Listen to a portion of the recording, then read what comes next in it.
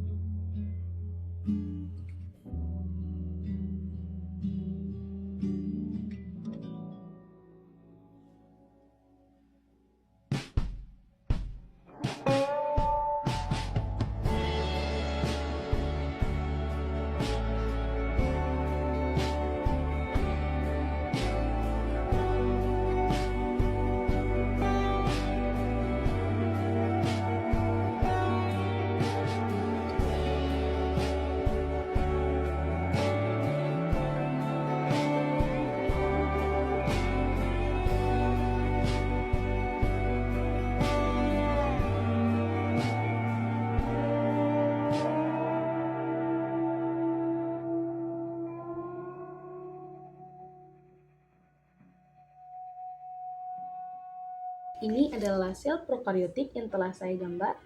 Selanjutnya, saya akan menjelaskan tentang sel prokariotik dan bagian-bagian yang ada dalam sel prokariotik. Di antaranya, ada pilih, plasmid, ribosom, sitoplasma, membran plasma, dinding sel, kapsula, flagela, dan nukleoid. Sel prokariotik adalah sel pada kingdom Monera yang tidak memiliki membran inti, mitokondria, dan membran organel apapun. Materi genetik yang biasanya ada dalam membran inti tidak terbungkus. Ketiadaan membran inti itulah yang menjadi perbedaan sel prokariotik dan eukariotik. Sel prokariotik terdapat pada kingdom Monera atau bakteri yang merupakan makhluk uniseluler bersel. Pili atau pilus adalah struktur berbentuk seperti rambut halus yang menonjol dari dinding sel. Pili tersusun dari protein dan banyak terdapat dalam bakteri gram-negatif. Fungsi pili adalah sebagai tempat masuknya materi genetik selama perkawinan dan membantu meletakkan diri pada jaringan hewan atau tumbuhan. Plasmid adalah DNA ekstrakromosal yang berukuran lebih kecil dari kromosom dan berbentuk sirkuler. DNA pada plasmid mampu direplikasi sendiri. Jumlah dan ukuran plasmid pada sel bervariasi bergantung pada jenis plasmid yang dimiliki. Fungsi plasmid adalah membawa sifat non-esensial dari DNA yang memberi keuntungan pada sel prokariotik seperti resistensi antibiotik, virulensi atau kemampuan menyebabkan penyakit, dan konjugasi atau berbagai plasmid dengan sel prokariotik lain. Ribosom adalah mesin nanosintesis protein. Sel prokariotik memiliki banyak ribosom. Fungsi ribosom adalah melakukan translasi dalam sintesis protein yang mengubah kode genetik DNA menjadi protein. Sitoplasma adalah cairan sel di dalam membran sel yang tersusun atas air, protein, lipid, mineral, dan enzim. Fungsi sitoplasma adalah sebagai tempat berlangsungnya reaksi metabolisme dan menyimpan cadangan makanan dalam bentuk granula tidak larut air atau granula penyimpanan. Membran plasma adalah membran biologis semi-permeabel tipis yang terdiri dari dua lapis fosfolipid dan tertanam dengan protein. Fungsi membran plasma adalah sebagai pelindung sel terhadap lingkungan ekstraseluler dan mengatur lalu lintas zat-zat keluar masuk sel. Dinding sel adalah struktur pelapis bagian luar sel yang lebih keras dan kaku yang berada di antara kapsul atau kapsula dan membran plasma. Terdapat pori-pori untuk jalan masuk keluar molekul. Fungsi dinding sel adalah untuk memberi bentuk dan melindungi organel internal sel. Kapsul atau kapsula adalah lapisan terluar dari bakteri dengan ketebalan bervariasi di tiap jenis bakteri. Lapisan tebal disebut kapsul yang tersusun dari glycoprotein dan biasanya terdapat pada bakteri pembawa penyakit yang bersifat patogen. Fungsi kapsula adalah sebagai pelindung sel mencegah sel kekeringan, membantu melekatkan diri dengan bakteri lain atau pada organisme lain, dan melindungi bakteri patogen dari pengaruh antibodi sel inang. Flagela adalah struktur seperti cambuk yang memungkinkan sel untuk bergerak.